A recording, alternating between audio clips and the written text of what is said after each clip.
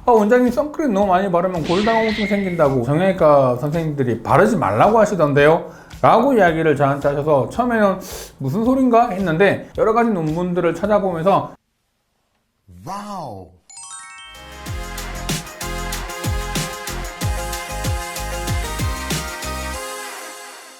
안녕하세요, 피부과 전문의 김홍석입니다. 자, 오늘은 선크림을 바르면 골다공증이 생긴다, 이 내용이 과연 사실일까에 대한 이야기를 말씀드리고자 합니다. 칼슘 대사에 아주 중요한 영향을 미치는 게 바로 비타민 D입니다.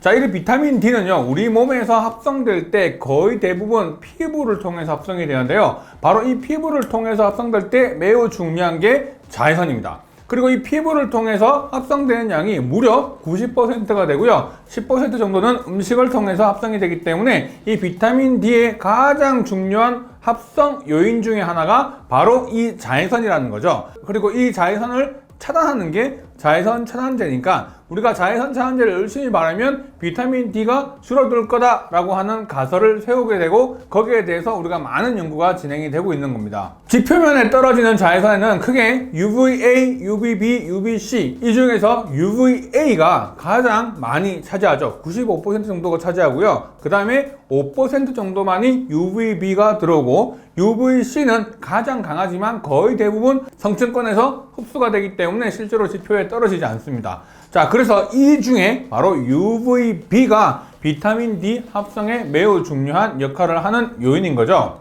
자, 그러면 이 비타민 D는 어떤 역할을 하느냐? 사실 상당히 많은 역할을 하는데요. 2007년에 타임즈에서는요, 10대 의학 혁신 중 하나로서 비타민 D를 선정했습니다. 과거에는 비타민 D가 그냥 칼슘 대사, 그 다음 뼈의 합성 정도에 만들어주는 보조요법 정도라고 생각을 했는데, 많은 연구를 통해서 보니까 이 비타민 D가 우리 몸에 있는 질환들과 상당히 많은 연관관계가 있다는 게 보고가 되고 있고, 애들이 비타민 D가 부족하거나 이런 문제가 생기면 골연화증의 문제라든지 이런 게 생길 수 있고, 성인들의 경우는 골다공증의 위험이 높아지는 겁니다. 그뿐만 아니라 면역력을 조절해주는 부분들이 있어서 일단 항바이러스, 그 다음에 감염을 되게 줄여주는 것으로 되어 있습니다.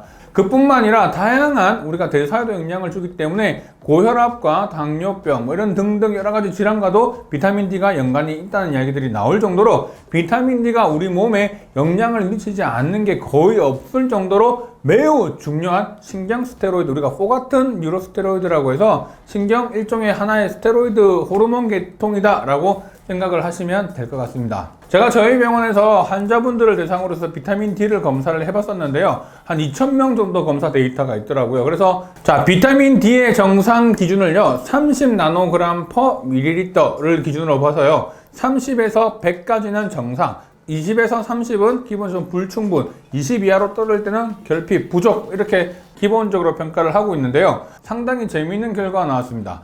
남성과 여성의 거의 대부분 동일하게 약 85%가 30 이하로 떨어져 있고요, 실질적으로 20 이하로 떨어진 분들의 경우도 무려 약 한 10% 정도가 되는 것 같습니다. 자, 그만큼 비타민 D가 부족한 게 사실 상당히 현대인들한테는 너무나도 당연하게 되어 있는 건데요, 이렇게 중요한 비타민 D가 우리 몸에서 만들어지는 게 바로 피부니까, 자, 우리는 근데 밖에 나가서 안 타려고 선크림을 열심히 발라요. 그리고 선크림을 열심히 바르니까 당연히 비타민 D가 안 만들어지겠지 라고 생각하는 겁니다.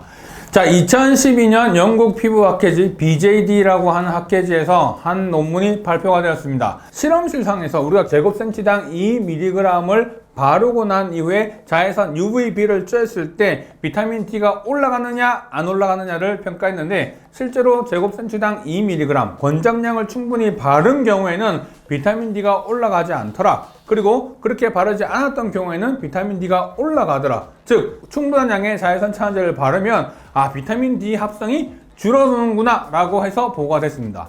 자, 그런데 이 논문의 가장 큰 문제는 뭐냐면, 제한된 환경에서 그 부분에만 자외선에 대한 실험을 했기 때문에 실생활에서 우리가 다니는 것과는 전혀 다른 결과가 나온다는 겁니다. 미국에서는 휴가를 가면 플로리다로 가고요, 유럽은 스페인 아래쪽의 까나리 섬, 일주일간 카나리 섬에 방문을 한 사람들한테 기본적으로 자외선 차단제 SPF 15를 권장량만큼 충분히 바르게 한 공과, 그 다음에 기본적으로 그냥 그와 관계없이 일상적으로 발랐던 사람들을 두 가지를 다 비교했더니 비타민 D가 둘 다 올라간다는 보고가 있었던 거죠. 자, 그래서 실제로 우리가 실험실상의 데이터는 어떻게 보면 제한된 환경에서 그 데이터를 뽑기 위한 그냥 그거에 대한 실험이었다면, 이거는 우리가 일상생활에서 정말로 우리가 발랐을 때 비타민 D가 우리 몸에서 합성이 되었는지 여부를 체크한 실험입니다. 자, 그래서 일상생활에서는 분명히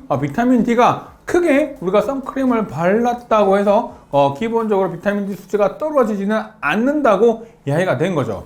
자, 제일 최근에 나온 논문이 2019년 11월에 나온 BJD 논문인데요. 제일 최근 논문에서도 역시 테네리페, 이 카나리 섬에서 폴란드인 79명을 대상으로 4군으로 나눴는데요. SPF 15의 높은 UVA 차단 지수, 그 다음에 낮은 UVA 차단 지수를 바르고, 다음 세 번째 그룹은 그냥 선크림 평소대로 원래대로 쓰세요, 그냥 원래대로 쓰고 난 뒤에 봅시다 라고 했던 그룹, B는 그냥 기본적으로 대조군이라고 해서 전혀 상관이 없는, 그렇게 4개 군으로 나눠서 자외선 차단제를 바르기 전 그리고 바르고 난 이후에 각각 측정해서 이 수치를 비교를 했습니다.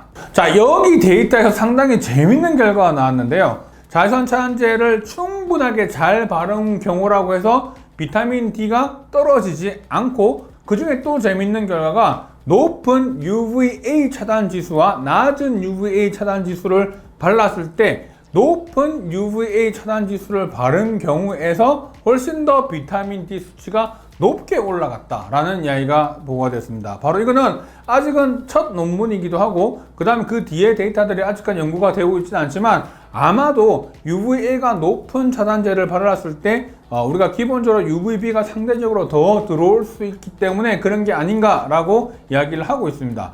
제가 이야기 오늘 드리고 싶은 거는 뭐냐면, 선크림을 우리가 평소에 아무리 잘 바르고 한다고 하더라도 비타민 D 합성에는 크게 영향을 미치지 않는다라고 하는 게 결론입니다. 자, 바로 그 이유는 그러면 뭘까라고 생각을 좀 해봤는데요. 첫 번째는 우리가 충분하게 권장량만큼의 SPF, 우리 선크림을 바르지 않는다는 거죠. 우리가 매일 제곱센치당 2mg을 얼굴 전체에다 바르고 나가느냐? 그렇지 않죠. 그 다음에 SPF라고 하는 거는 어떻게 보면 시간과 관계가 된다고 얘기를 드린 적이 있어요. 그러니까 30짜리 바르는 거와 50짜리가 바르는 거는 크게 강도 차이는 크게 없지만 그 유지하는 기간에는 시간의 차이가 분명히 있다는 거죠. 그래서 SPF 50짜리 바르면 그 기간이 훨씬 더 길어지는데, SPF 수치가 낮은 걸 발랐을 때는 기본적으로 유지되는 기간이 짧기 때문에 반복해서 덧발라줘야 되는 부분이 있죠. 그런데 또 우리가 그렇게 덧바르지 않는다는 거. 세 번째는, 자, 우리가 노출 부위, 우리가 흔히 밖에 외출해서 나갈 때 선크림을 제일 열심히 잘 바르는 데가 어디예요?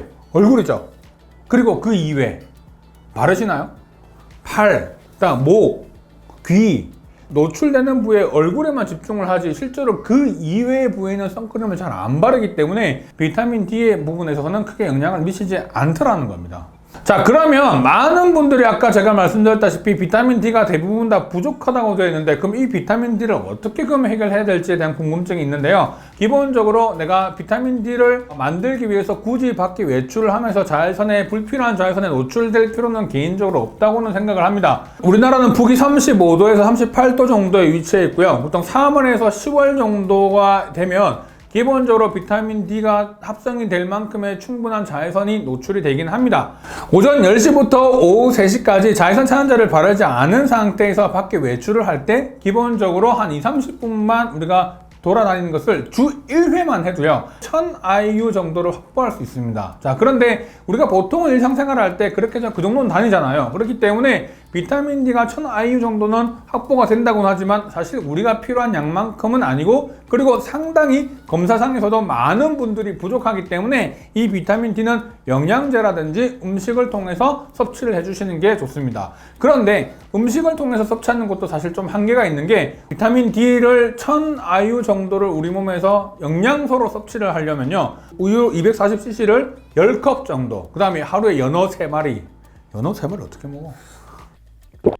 계란 40개를 복용을 해야 1000IU를 복용할 수가 있습니다. 자, 그러다 보니까 음식으로 사실 섭취한다는 것은 거의 불가능에 가깝고요. 기본적으로 이런 부분들을 해결하기 위해서는 영양제로 들어가 있는 비타민 D를 섭취하는 게 좋습니다. 미국 내분비학회에서는 비타민 D가 부족한 경우에 권장량 최소 600IU에서 4000 IU까지 권장을 하고 있는데요. 실제로 우리가 무조건 비타민 D가 부족하기 때문에 4000 IU를 무조건 먹는다. 자, 그건 절대 좋지 않습니다. 그 이유는 이 비타민 D 정상 범위 수치가 30에서 100이라고 제가 말씀드렸는데 100을 넘어서면 독성의 위험이 있기 때문에 반드시 기본 내 비타민 D 레벨이 얼마 정도인지를 측정을 하고 거기에 대한 따른 권장량을 섭취를 하시는 게 매우 중요한 부분입니다. 저도 개인적으로 보면 실내 생활을 많이 하거든요. 그리고 실내 생활에는 또 창이 있잖아요. 유리창이 있으니까 이 유리창은 또 UVA만 들어오고 B는 못 들어오거든요. 그래서 이런 비타민 D 합성이 떨어질 수밖에 없는 그런 환경인 것 같습니다.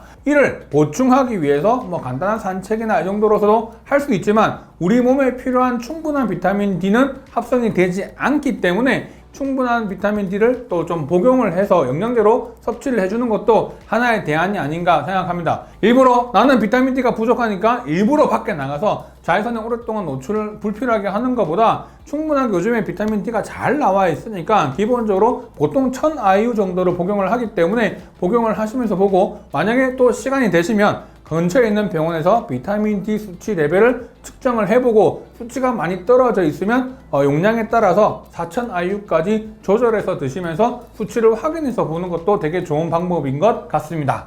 자, 오늘 내용 좋으셨다면 좋아요, 구독, 그리고 알림 설정 부탁드릴게요.